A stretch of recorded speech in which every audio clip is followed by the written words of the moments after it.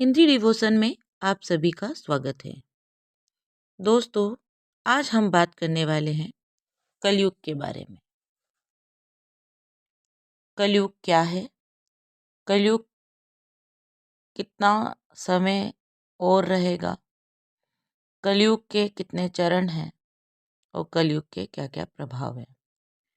और ये भी हम जानने वाले हैं कि कल के अवतार के साथ किन देवी देवताओं का और जन्म होगा। तो वीडियो के अंत तक बने रहिए और पूरी जानकारी को प्राप्त कीजिए। महर्षि व्यास के अनुसार सतयुग, त्रेतायुग, द्वापर युग, कलयुग आदि 4 युग हैं, जो देवताओं के 12,000 दिव्य वर्षों के बराबर होते हैं। समस्त चतुर्युग में एक ही है। इसका आरंभ सतयुग से होता है और कलयुग से होता है, अंत कलयुग से होता है। ब्रह्मा जी कलयुग में जिस प्रकार सृष्टि का आरंभ करते हैं, वैसे ही कलयुग में उपसंहार भी कर सकते हैं। तो कृतयुग और कलयुग एक विपरीत विरोधाभास है। अभी कलयुग चल रहा है। महर्षि व्यास के अनुसार कलयुग में मनुष्यों में वर्ण ब्राह्मण, क्षत्रिय, वैश्य, शूद्र और आश्रम संबंधी प्रवृत्ति नहीं होगी।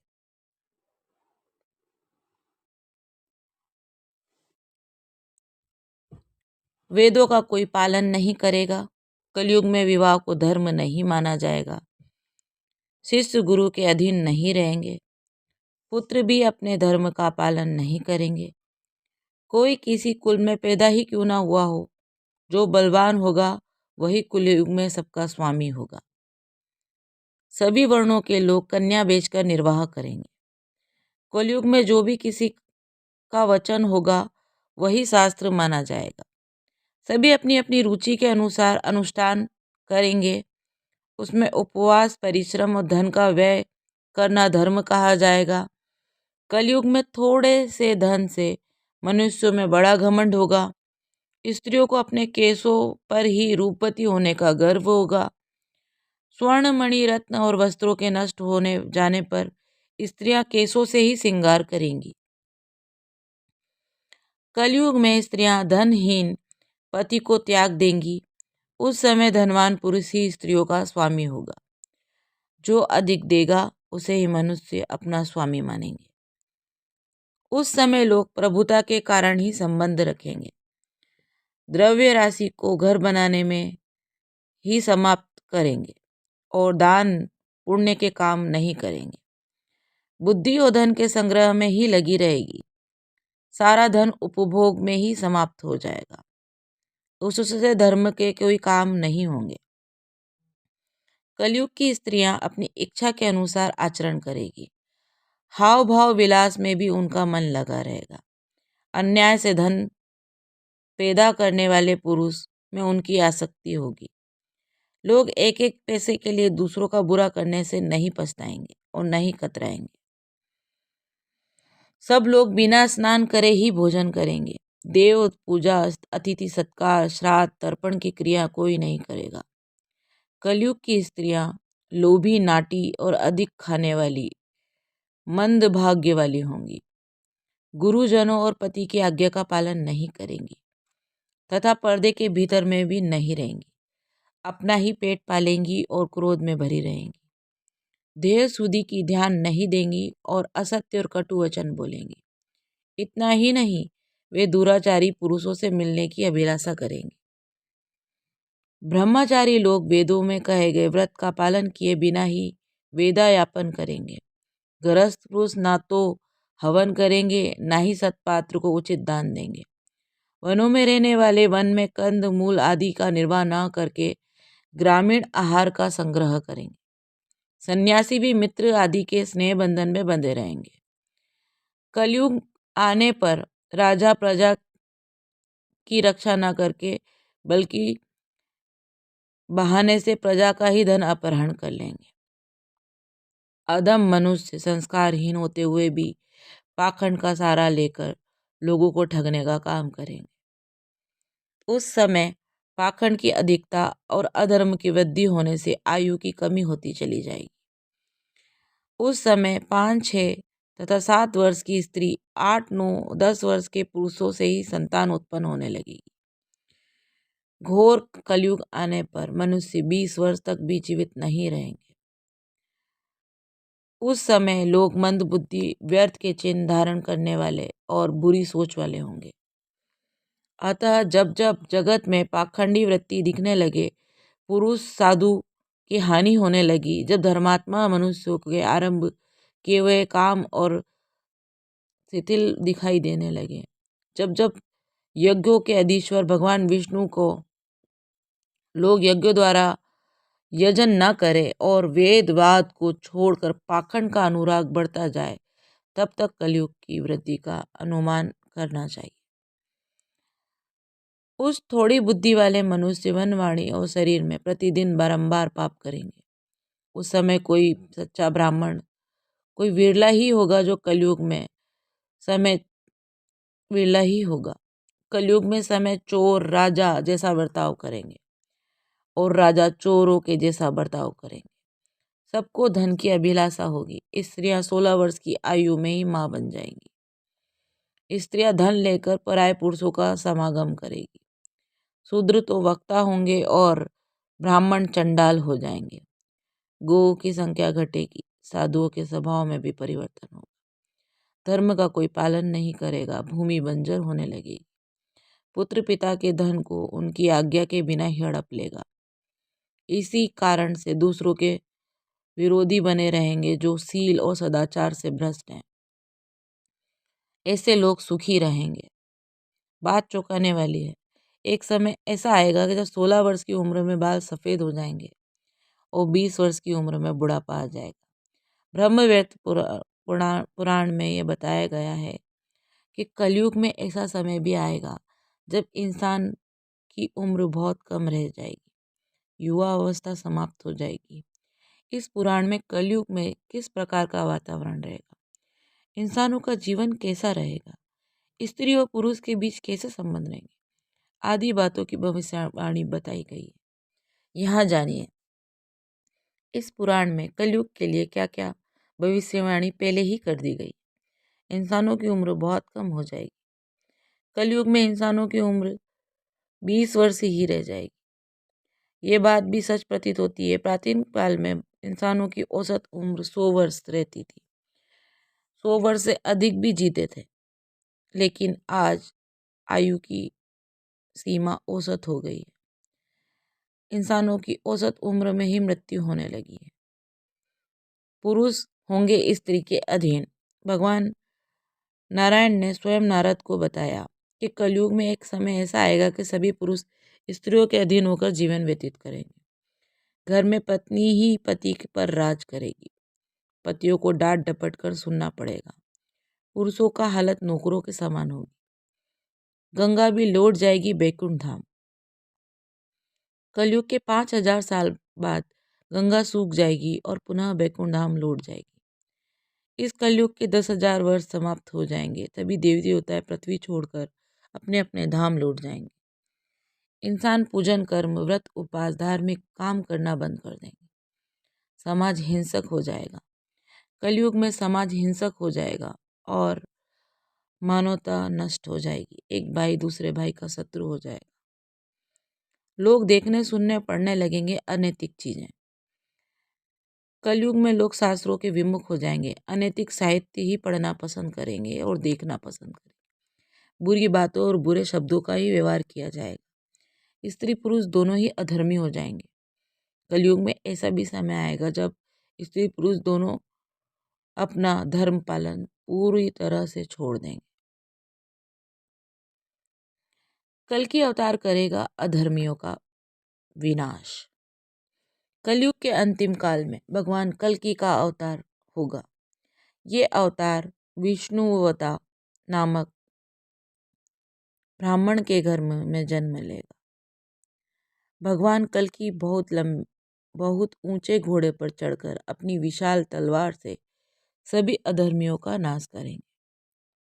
भगवान कल्कि केवल 3 दिनों में ही पृथ्वी से समस्त अधर्मियों का नाश कर देंगे। इससे आएगा प्रलय। कलयुग में अंतिम समय में बहुत मोटी धारा से लगातार वर्षा होगी, जिससे चारों ओर पानी ही पानी हो जाएगा। समस्त पृथ्वी जलमग्न हो जाएगी। प्राणियों का अंत हो जाएगा।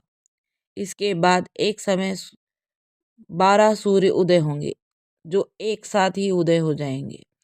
पृथ्वी तेजी से सूख जाएगी और प्राणी जल के मृत हो जाएंगे। कलिमल ग्रसे धर्म शब्द लुप्त भय सदा ग्रंथ।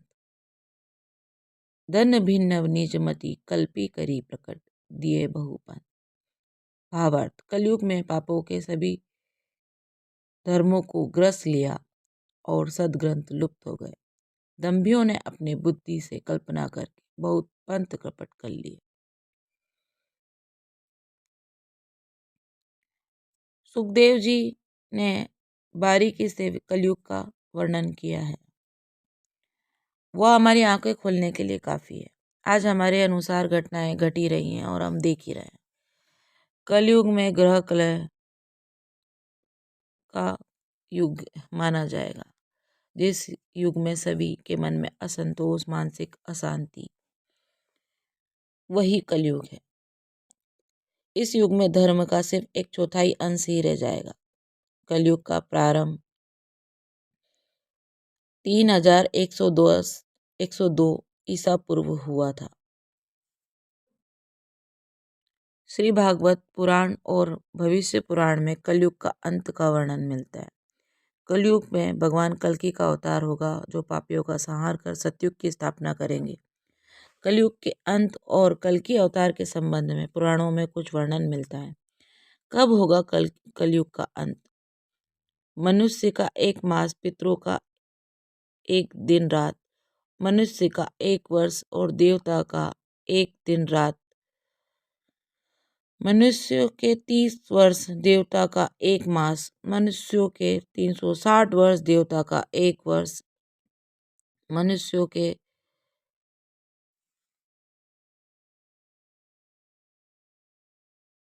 4,32,000 वर्ष और देवताओं के 1200 दिव्य वर्ष, अर्थात एक कलयुग मनुष्यों के 86,04,000 वर्ष और देवताओं के 2400 वर्ष, अर्थात द्वापर युग। मनुष्यों के 12,96,000 वर्ष और देवताओं के 3600 वर्ष, अर्थात त्रेता युग। मनुष्यों के 1,72,008 वर्ष और देवताओं के 4800 दिव्य वर्ष, मतलब सतयुग।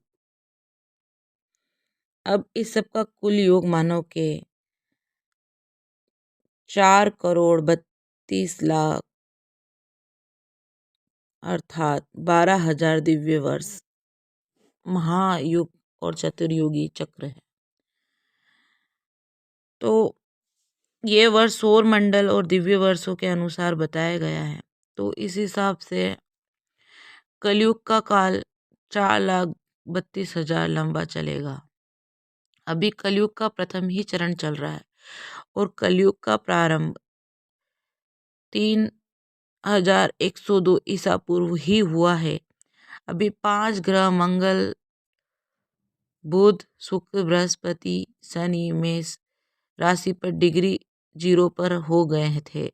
इसका मतलब 3102 प्लस 2016 बराबर 5118 वर्ष कलयुग के बीत चुके हैं और अभी 42,06,882 वर्ष बाकी हैं। तो मनुष्य की औसत आयु 20 वर्ष ही रह जाएगी।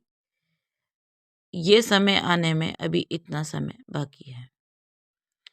साथ ही जब कल्कि अवतार आएंगे, तब कल्कि अवतार के साथ में कुछ देवी देवता भी प्रकट होंगे, जिनमें से श्री गणेश का भी विवरण सुनने को मिलता है।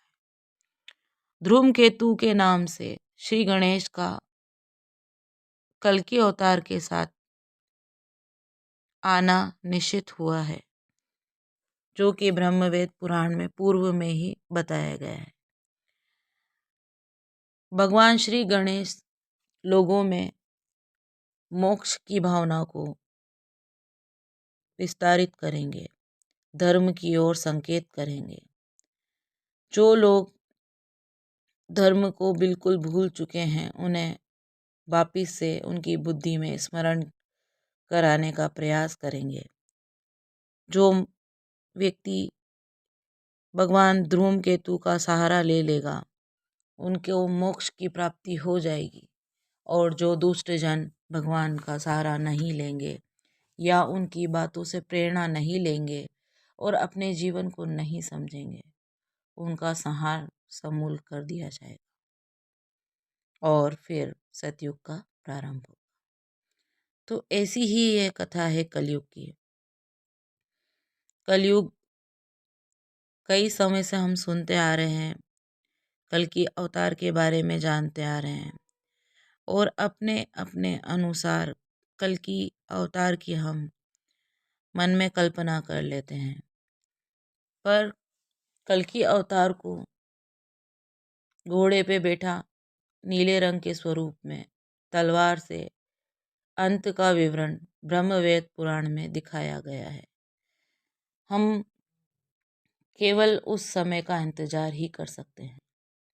अभी कलयुग का प्रथम चरण है।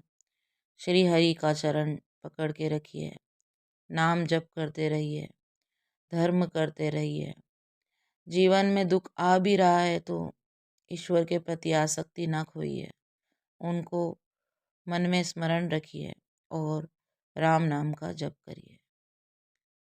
अपने जीवन के इन कष्टों को प्रभु नियति समझकर भोग लीजिए, ताकि आपके जीवन के, आपकी आत्मा के आगे की यात्रा सफल, सुगम और अच्छी हो। आशा करते हैं हमारे द्वारा दी गई जानकारी आपको अच्छी लगी होगी। इसी के साथ मैं डॉक्टर भारती जैन आपसे इस वीडियो से विदा चाहूँगी। धन्यवाद। जय श्री राम।